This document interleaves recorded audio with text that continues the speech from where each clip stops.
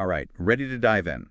Today, we're exploring motivational interviewing, figuring out what it is, how it works, and maybe even how you can use it yourself. Sounds good. Our guide for this deep dive is David B. Rosengren's book, Building Motivational Interviewing Skills. Yeah, motivational interviewing, or MI as it's often called, is really interesting because it's not about, telling people what to do. It's more about helping them find their own reasons for wanting to change. Oh, so it's like you're helping them navigate their own path instead of being the expert telling them what to do. Yeah, exactly.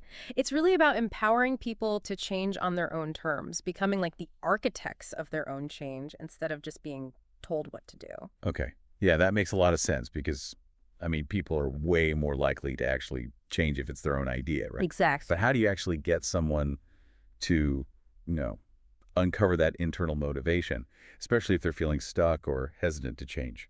Right. Well, that's where the magic of MI comes in, right? It all Yeah. starts with acknowledging that ambivalence is something everyone experiences. It's that feeling of being torn between wanting to change and wanting to stay the same. Oh, yeah, I definitely know that feeling. And MI is all about helping people work through those mixed feelings and tap into their own desire for something better. Okay, I'm starting to see how this approach is different. It's not about forcing change. It's more about facilitating it by helping them tap into their own internal resources. But before we get too deep into the how, I'm kind of curious about the origins of MI. Where did this whole approach come about?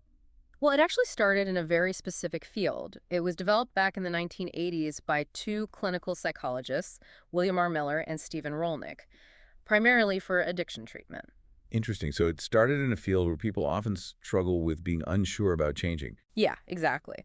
But you see, the principles they developed turned out to be super versatile. And so, MI, because it's so effective and adaptable, ended up being adopted in a whole bunch of fields, from healthcare and social work to education and even beyond. Wow, that makes sense because it seems like the principles could apply to almost any situation where someone is struggling to make a change, big or small. Absolutely, yeah.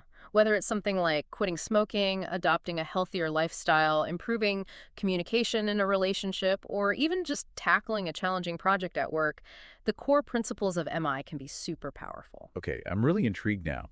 So how does this actually play out in practice? Let's get to the core of what makes MI work. Okay, so the foundation of MY really rests on three essential components. These are what Rosengren refers to as the spirit of MI, and those are collaboration, evocation, and autonomy. Okay, collaboration, evocation, autonomy. Those sound kind of academic. Yeah. Can you break those down in a way that makes sense for, well, normal people like me? Sure. So collaboration in the context of MI means that the clinician and the client are partners. It's not about the clinician being the expert dictating solutions, but rather a relationship of equals working together towards a common goal. Oh, okay. So it's more of a team effort, not a top-down approach. Yeah. But how do you actually build that sense of collaboration, especially if the client is, skeptical or resistant? Right, that's where the art of MI comes in. It involves things like active listening, expressing empathy, and showing genuine interest in the client's perspective. So you really got to make them feel comfortable. Exactly. You have to create a space where they feel safe and respected, even if their choices aren't what you might personally recommend. That makes sense because if you don't feel heard or respected, you're not going to open up, right? Right. What about this evocation piece? It sounds kind of mysterious. Yeah, well, evocation is all about drawing out the client's own motivations and reasons for change. Instead of imposing external pressures, you draw it out from within them. Like instead of saying, you should quit smoking because it's bad for you, an MI practitioner might ask, what are some things you've noticed about your smoking habits lately? Ah, okay. So by asking open-ended questions like that, you're encouraging the client to do their own thinking and reach their own conclusions. Exactly. And that's where the real power of evocation is. People are way more likely to embrace change when it aligns with their own values and goals. Evocation just helps them discover that connection on their own. This is starting to make a lot of sense. But what about this third component, autonomy? Oh, that's super important. Autonomy is about respecting the client's right to make their own choices, even if those choices aren't what the clinician might personally recommend. Okay, that says a little tricky. How do you balance respecting their autonomy with wanting to help them make positive changes? It's a delicate balance for sure. You're there to guide and support, not to dictate or control. You might say something like, I understand that quitting smoking feels overwhelming right now. What are some small steps that you feel ready to take? Okay, so you're meeting them where they're at. Exactly. I'm starting to see how these elements of collaboration, avocation and autonomy work together to create a very specific and, I imagine, powerful dynamic. You're getting it. And this dynamic is the foundation for the 4 processes of motivational interviewing, which we'll explore in more detail later. Okay, now I'm really hooked. This is starting to feel less like therapy and more like a fascinating puzzle. That's a great way to think about it. MI is a bit like a puzzle, but instead of piecing together separate pieces, you're helping the client discover the complete picture that already exists within them. I bet that aha moment when they see that complete picture for themselves is really rewarding. It absolutely is. And that's what makes MI so compelling, both for the practitioner and for the client. So, before we move on, is there anything else we need to know about the spirit of MI? Anything that might surprise our listeners? Yeah, there's one more crucial element we need to touch on: empathy. Empathy. Okay, I can see why that's important in any kind of therapeutic setting, but how does it play out in MI specifically? Well, in MI, empathy goes beyond just feeling sorry for someone. It's about truly understanding and validating the client's perspective, even if you don't agree with it. It's really stepping into their shoes. Yeah. Imagine a client struggling with weight loss says, "I know I need to exercise more, but I just hate going to the gym." Instead of launching into a lecture about the benefits of exercise, you might respond with, "It sounds like finding an exercise routine that you actually enjoy is really important to you." Ah, okay, so it's about acknowledging their feelings and experiences without judgment, even if their perspective is different from yours. Exactly. And that creates a sense of safety and trust, which is absolutely essential for open and honest conversations about change. It seems like all these elements, collaboration, avocation, autonomy, and empathy, work together to create a very specific and powerful dynamic between the MI practitioner and the client. You're exactly right. And that dynamic forms the foundation for everything else that follows in the MI process. This has been a fantastic foundation. It feels like we've laid the groundwork for a really deep understanding of how MI works. I think so too. Now that we've explored the spirit of MI, we're ready to dive into the 4 processes that bring it to life. All right, I'm ready to see how this all plays out in practice. Let's dive into those 4 processes and uncover the practical magic of MI. Let's do it. So we just explored the spirit of motivational interviewing. That was really cool. Now let's dive into the 4 processes that make up the approach: engaging, focusing, evoking, and planning. Okay. They work together in a sort of cyclical, interconnected way, like gears in a well-oiled machine. A well-oiled machine. Okay. Yeah. I like that analogy. Yeah, It makes MI sound a lot less intimidating and more like a structured process. it is. It is. So walk me through these gears. Let's start with engaging. What does that actually look like when you're working with someone? Sure. So you can think of engaging as like building a bridge of trust and understanding with the client. Okay. It's all about creating that safe space we talked about earlier where they feel comfortable opening up about their thoughts and feelings. Right, but how do you actually build that bridge, especially when you're dealing with someone who might be resistant or skeptical? Well, it's about showing genuine curiosity and respect for their perspective, even if you don't agree with it. Okay. Active listening is really key here. Really tuning into what they're saying, both verbally and non-verbally, and then reflecting back what you've heard to show that you really understand their message. So it's not just nodding your head and saying, uh-huh. Yeah, not at all. It's about showing them that you're really trying to see the world from their perspective. Exactly. And that can be incredibly powerful. Yeah. When people feel heard and understood, they're much more likely to let down their guard and engage in a conversation about change. Okay. I'm starting to see how important that engaging piece is. Yeah, It's like laying the foundation for everything that follows. it really is. But what happens once that foundation is in place? Mhm. How do you move from general exploration to a more focused conversation about change? Right, so that's where focusing comes in. This stage is all about identifying and clarifying the specific area for change. It's like using a magnifying glass to zoom in on the thing in their life that they're most motivated to address. So it's like you're helping them pinpoint the what of change. Exactly. But what if they're having trouble actually articulating what they want to change or why it even matters to them? That's where your skills as an MI practitioner come in. Oh, You can use open-ended questions to guide their exploration. okay. So instead of saying, "So, you want to quit smoking?" you might ask, "What are some things you've noticed about your relationship with smoking lately?" Or, "If you could change one thing about your health, what would it be?" Those are good examples. Yeah. By asking questions like that, you're not forcing your own agenda on them. No, not at all. You're inviting them to kind of discover their own path. Exactly. And as they're talking, you're actively listening for clues about what's most important to them. Oh, okay. You're also helping them connect their desired changes to their values and goals. So, for example, if someone says they want to quit smoking, but they also mention wanting to be a good role model for their kids, you can highlight that connection to help strengthen their motivation.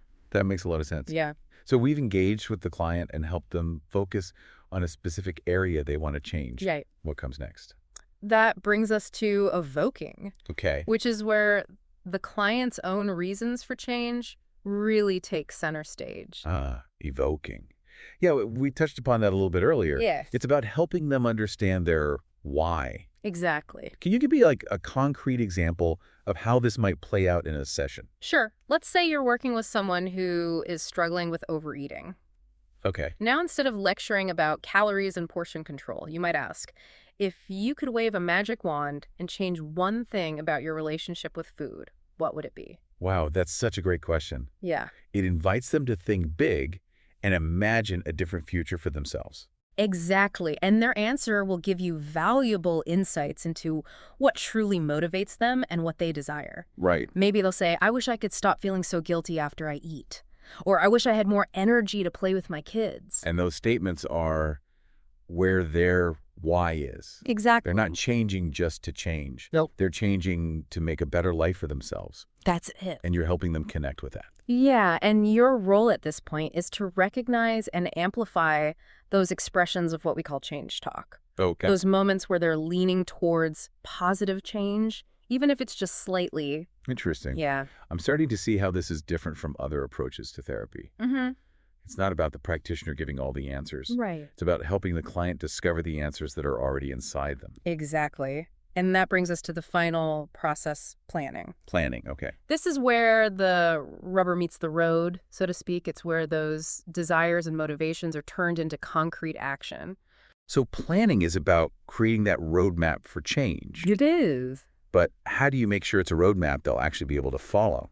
Well, it all starts with setting SMART goals. Oh, SMART goals. Have you heard of those? Yes, I have. Yeah. But remind me, what does SMART stand for? So SMART goals are specific, measurable, achievable, relevant, and time-bound. Okay. So let's think about that overeating example again. Right. Instead of a vague goal like I want to eat healthier, a SMART goal would be I will bring a healthy lunch to work at least 3 times a week for the next month. Okay. So much more specific and actionable. Exactly. And it gives them something very concrete to work towards. Right. But of course, goal setting in MI is a collaborative process. Okay. You guide and support, but ultimately the client needs to feel ownership of the goals. So they need to feel like they're in control, not just following your directions. Exactly. Okay. So once the goals are set, what's next? Well, you help them develop a detailed action plan. And what does that look like? So let's say their goal is to bring that healthy lunch to work 3 times a week. Okay. Their action plan might involve things like brainstorming healthy lunch ideas, packing their lunch the night before, and even identifying potential obstacles. Like maybe tasty treats in the office break room. Exactly. So it's like a roadmap, anticipating the smooth parts and the potential detours they might encounter along the way. Makes sense. Yeah. And throughout the planning process, it's important to keep reminding the client that they have autonomy. Yes, definitely. So you might say something like, this is your plan. What feels most realistic and achievable for you? Exactly. Because if they don't feel like it's their plan, they're less likely to stick with it. This is making so much sense. Yeah. I have a feeling, though, there's more to evoking change than just asking the right questions, though. Mm. What are some of the techniques that practitioners use to really bring those aha moments to the surface? You're right. There's a whole bunch of techniques MI practitioners use to evoke change talk. Okay. One of the most important ones is reflective listening. Yeah, we touched on that a little bit earlier. We did. Yeah. It's not just about passively listening, though. Okay. It's about actively reflecting back what you've heard, maybe rephrasing it a bit or summarizing. Oh, so it's like you're holding up a mirror to their thoughts and feelings, helping them see things from a new angle. That's a great way to put it. And when you do that, it shows empathy and encourages them to explore those thoughts and feelings even deeper. Makes sense. For example, if someone says, I know I should cut back on drinking, but I really enjoy having that glass of wine after work, you wouldn't just jump in with a lecture about the dangers of alcohol, right? Right. Instead, you might say something like, it sounds like you're trying to find a balance between enjoying a drink and wanting to cut back. Ah, so you're validating their experience, but also gently encouraging them to examine their ambivalence a little more closely. Exactly. Now, another powerful tool is using affirmations. Affirmations, okay. Yeah, these are genuine statements that recognize and acknowledge the client's strengths, efforts, and accomplishments, no matter how small they might seem. Oh, okay, so it's about focusing on the positives, Yeah. even when things are tough. Exactly. Affirmations are like little sparks of encouragement, reminding them that they're capable of change and that their efforts are worth celebrating. Yeah, I like that. Little boost of positivity. Yeah. Can you give me an example? Sure. If someone's having a hard time sticking to their exercise plan, you could say, "It's impressive that you're making time for exercise even when you're feeling tired. Yeah. That shows real commitment." I bet those words of encouragement can be really powerful, especially when someone's feeling discouraged. They really can.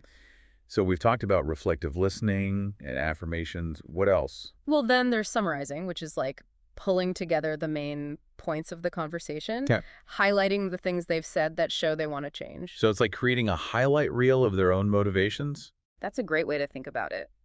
Summarizing really helps to reinforce those reasons for change. Okay. It can also be used to shift to a new topic or even just to wrap up a certain part of the conversation. These techniques, reflective listening, affirmations, and summarizing, they're all about guiding the conversation without taking control. Right, that's it. It's about letting the client take ownership of their journey toward change. And you said these are all part of the OR skills. Right. Together, they make up what's known as the OR skills in motivational interviewing. Okay, and what does that stand for again? Open questions, affirmations, reflective listening, and summarizing. ORs. Got it. It's like a handy little acronym to remember those core counseling skills. Exactly. Okay, so we've covered the spirit of MI, the 4 processes, and now the OR skills. We have. They all work together to create a really intentional approach. They do. But what about those times when the client is just stuck? How do you deal with resistance in a way that aligns with the spirit of MI? That's a great question. Encountering resistance is totally normal. Okay. It's not a sign that you're doing anything wrong. It's just part of the process. Okay. Remember, change is hard. It's only natural for people to have mixed feelings about it. Makes sense. So how do you work through that resistance? Yeah, that's what I'm wondering. Well, first, you have to remember that resistance is not the enemy. Oh, interesting. It's actually giving you valuable information. What kind of information? It tells you where they're stuck, what their worries are, what they're afraid of. Okay, so instead of fighting against that resistance, you kind of lean into it. You got it. You use those ORR skills to explore it with curiosity and empathy. I see. For instance, if a client says, "I know I should quit smoking, but I just don't have the willpower," instead of arguing or lecturing, you might say, "It sounds like you're feeling discouraged about your ability to quit. What's making you feel that way?" So you're acknowledging their struggle without judgment, giving them the space to explore those feelings. Exactly. And just by reflecting that resistance back to them, you're giving them the space to re-examine their own thinking, maybe even challenge it. That's so cool. You're using their own resistance to help them move forward. That's the idea. Now, another important thing is to resist the urge to fix things for the client. Ooh, the writing reflex, Yeah. right? I definitely know that one. It's a strong one, but in MI, it's so important to resist that urge. Remember, it's not about you having the answers. It's about the client finding their own. You're a guide, not a fixer. Exactly. You're there to support their process, not take over.